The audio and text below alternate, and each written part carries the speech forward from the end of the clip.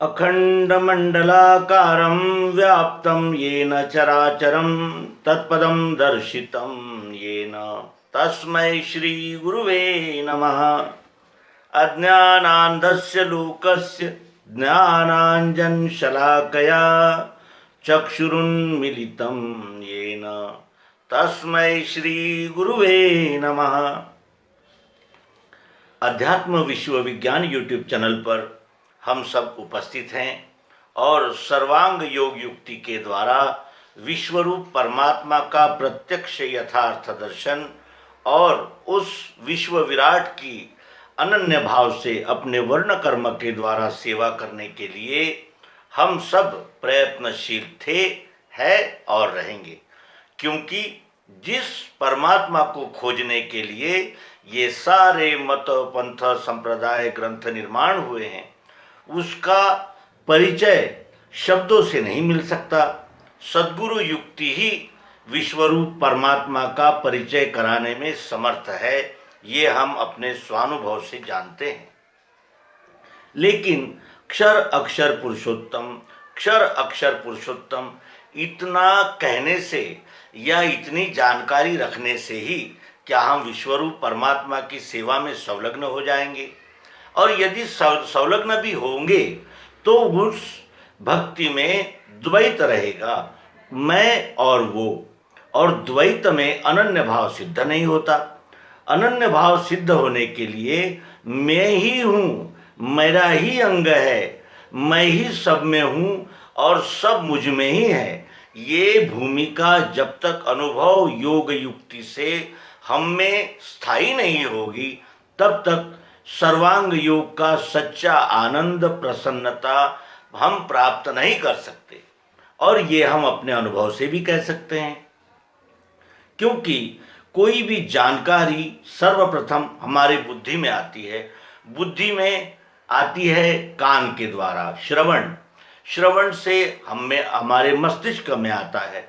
मस्तिष्क में आते ही फिर हमारी जो स्किल्स होती है, जो वक्तृत्व कला होती है, उसके वजह से हमारी जिह्वा में आ जाता है। और हम जिह्वा में ही अगर इस ज्ञान की समाप्ति समझेंगे तो अपने आप को अच्छा वक्ता, विद्वान यही साबित कर पाएंगे, उसके आगे हम बढ़ नहीं सकते। जब वो ज्ञान प्रत्यक्ष प्रायोगिक पद्धति से हम अपने विवेक की कसौटी पर कसकर अपनाते हैं, तब वो ज्ञान विज्ञान बनकर हमारे हृदय में आता है। और जब हमारे हृदय में वो ज्ञान आता है तब वो हाथों के द्वारा यानी कृति के द्वारा प्रत्यक्ष में आता है। जैसे भोजन कहने से किसी के भूख नहीं जाती, उसी प्रकार इस ज्ञान को जब तक वर्तन में कृति में न लाया जाए तब तक उस ज्ञान का उपयोग और ज्ञान का आनंद प्रसन्नता हमें प्राप्त नहीं हो सकती। सर्वांग योग में मुमुक्षु का प्रश्न यही था कि समाधान नहीं है, मुझे स्थायी समाधान नहीं है। यानी वो व्यक्तिशाह, वो स्वयं असमाधानी है, असंतुष्ट है, अप्रसन्न है और दुखी है, परेशान है। क्यों? क्योंकि वो जिस लक्ष्य को लेकर जीवन जी रहा है, सत्संग कर रहा है, ग्रंथ पढ़ रहा है, संप्रदायों को उसने अवलंबन किया है, सब कुछ करते हुए भी केवल उसे शाब्दिक ज्ञान की ही प्राप्ति हो रही है, समाधान नहीं हो रहा। समाधान प्रत्यक्ष के बगैर नहीं हो सकता और प्रत्यक्ष को प्राप्त करने के लिए सद्गुरु का सानिध्य आवश्यक होता है। तो क्या सद्गुरु कोई व्यक्ति होते हैं? सद्गुरु व्यक्ति नहीं हो सकते, क्योंकि सद्गुरु ये एक भूमिका है, किसी व्यक्ति का नाम नहीं है। और व्यक्ति सद्गुरु ही होता है। सद्गुरुत्व प्राप्त करने के बाद ही उस व्यक्ति के हृदय में सद्गुरु विराजमान होते हैं। फिर उसके यानी वक्तृत्व से, उसके कृतित्व से वो विज्ञान धीरे धीरे बाहर आना यानी प्रसारित होने लगता है और वो आचरण के द्वारा दृष्टि में आने लगता है। सर्वांग योग का मूल प्रश्न यही था कि मेरे मन की चंचलता नहीं मिटती, समाधान स्थायी नहीं मुझे मिला है, वो मुझे कैसे मिलेगा? ये मूल प्रश्न है सर्वांग योग के मुमुक्षु का। भगवान श्री मायानंद जी चैतन्य कहते हैं कि तुम्हें साक्षात्कार जब तक नहीं होगा तब तक के स्थायी समाधान की प्राप्ति नहीं हो सकती और आप अनंत मत पंथ ग्रंथों में ही भटकते रहोगे। सिद्धांत की प्राप्ति प्रत्यक्ष यथार्थ प्रायोगिक पद्धति से ही होती है और यही विज्ञान की रीति है। विज्ञान प्रयोग को कहते हैं। प्रयोग को प्राप्त करने के लिए हमें स्वयं उस प्रयोग को करके देखना होता है, किसी के बताने समझाने पढ़ने से नहीं हो सकता। अब जब हम प्रयोग करने लगते हैं तो उस प्रयोग का प्रयोजन क्या है? प्रयोग का प्रयोजन क्या है? और वो प्रयोजन है यानी भ्रमजाल से मुक्त होना। ये जो अनंत प्रकार का भ्रमजाल है, कोई चित्र में, कोई प्रतिमा में ढूंढ रहा है, कोई ग्रंथों में तलाश कर रहा है, कोई दर्शन शास्त्रों विचारधाराओं में तलाश कर रहा है, ये सारे जितने भी भ्रम हैं वो 7वें आसमान में होगा, 10वें पाताल में होगा, वो ऐसा है, वो वैसा है। इस प्रकार की जो चर्चाएं हैं इससे हमारा भ्रम दूर नहीं होता। हिये में बोध होते ही, हृदय में जब बोध होता है तभी हमारा स्थायी समाधान होता है और हम भ्रमजाल से मुक्त होते हैं। अब प्रयोजन क्या है, ये प्रश्न फिर वही कायम रह गया। तो भगवान श्री मायानंद जी चैतन्य उस मुमुक्षु के माध्यम से कहते हैं कि यथार्थ बोध होने को निज मूल स्वरूप का, मेरा मूल स्वरूप क्या है, निज यानी मेरा मूल स्वरूप क्या है, इसका यथार्थ बोध होने के लिए वस्तु में त्रिपुटी देखनी होगी।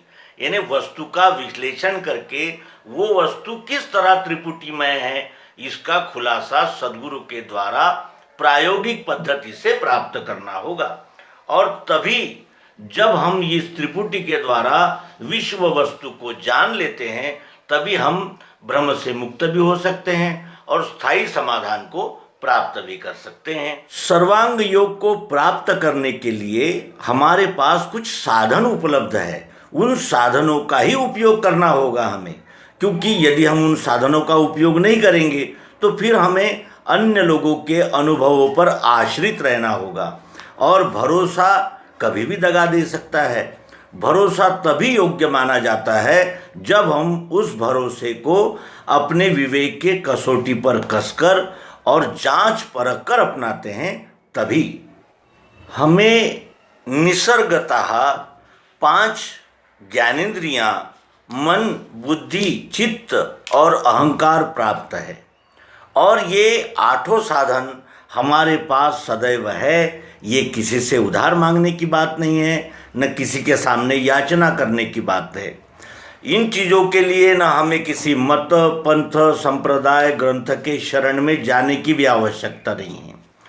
केवल हमें हमारे पास उपलब्ध साधनों का यानी भान होना आवश्यक है। हमारे पास ये 8 बातें, 8 चीज़ें है, इसकी जागृति होना आवश्यक है और इन्हीं चीज़ों से हमें विश्वरूप परमात्मा का दर्शन कराना है।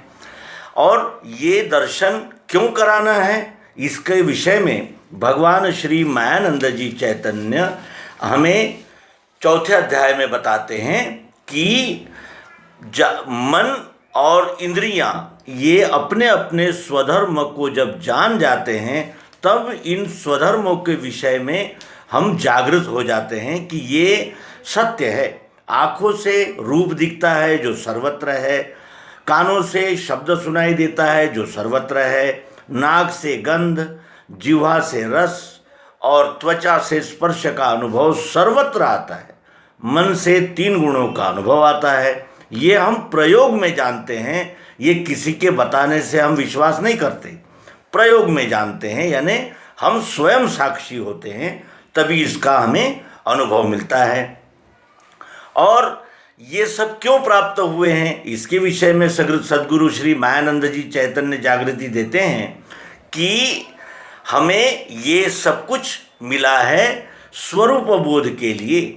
स्वरूप बोध के लिए ही ये आठों अंगों ने स्थूलता प्राप्त की है। किस लिए? स्वरूप बोध के लिए। किसका स्वरूप? मेरा निज स्वरूप, निज रूप लखाने को वेदों में कल्पना किए। इन्हें सबने जो भी प्रयत्न किया है वो अपने आप को बोध देने के लिए ही किया है, वक्ता बनने के लिए और अपनी विद्वत्ता प्रदर्शित करने के लिए नहीं। स्वयं के अनुभव के लिए, स्वयं के बोध के लिए इन आठों यानी घटकों ने स्थूलता प्राप्त की और वो ये आठ ही अंग क्षर भाव में स्थित है, जिसकी जागृति हमें प्रयोग के द्वारा प्राप्त होती है। और उसके अनंतर सद्गुरु कहते हैं कि इन्हीं आठ भावों में जो ओत प्रोत व्याप्त अस्तित्व, चाहत, जरूरत, प्रियत्व है वो निराकार आत्मा है। आत्मा कण कण में व्याप्त है, ये हमें प्रयोग के द्वारा यानी अनुभव होता है। एक कण भी प्रियत्व से अलग नहीं है। इस विश्व का एक एक कण प्रियत्व से ओतप्रोत भरा हुआ है, जो आत्मा है, जिसे हम नष्ट नहीं कर सकते। वस्तु का बाह्य स्वरूप बदल जाता है, फिर भी वस्तु का अस्तित्व समाप्त नहीं होता। वो फिर नए फॉर्म में उपस्थित होती है, फिर वो नए रूप में हमारे सामने हाजिर होती है। कोई भी वस्तु, कोई भी घटक, कोई भी पदार्थ नष्ट नहीं होता, रूपांतरित हो जाता है। और इसके लिए हमें उस प्रयोग में ये देखना होता है कि वो एक एक कण में उपस्थित है क्या। ये जब हम प्रयोग के द्वारा जान लेते हैं कि एक एक कण में वो आत्मा उपस्थित है और उसका कभी नाश नहीं होता, केवल रूपांतरण होता है, और तब हमें गीता के श्री कृष्ण उक्ति का अनुभव प्राप्त होता है कि न आत्मा को जलाया जा सकता है, न काटा जा सकता है, न मारा जा सकता है, न नष्ट किया जा सकता है। केवल उसका बाह्य रूप बदलता रहता है, रूपांतरण होता है, उसकी समाप्ति नहीं होती, वो नष्ट नहीं होता।